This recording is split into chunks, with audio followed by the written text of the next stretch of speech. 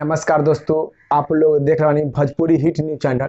तो बहुत बहुत स्वागत बा। तो आप लोग के बता दी कि खेसारी लाल यादव जी के जो कि रेड लिपस्टिक गाना के आप लोग इतना ज्यादा प्यार दे रही, उसे भी सुपर डुपर हिट गाना जो कि आप लोग के बीच में कल आ रहा बा, जो कि कल सुबह सुबह आप लोग के 6 बजे स्पीड रिकॉर्डिंग यूट्यूब पर देखे के और सुने के मिली, जो कि गाना के नाम बा देख गाली मत द।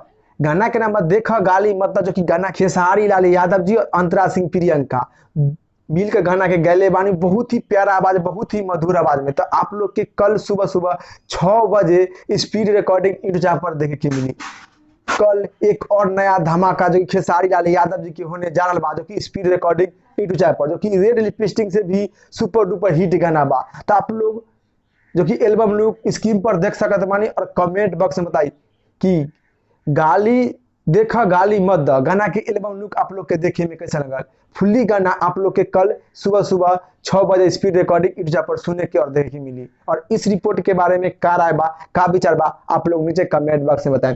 फिलहाल में इतने, फिर से मिलेंगे नेक्स्ट वीडियो में। जय हिंद, जय भोजपुरी।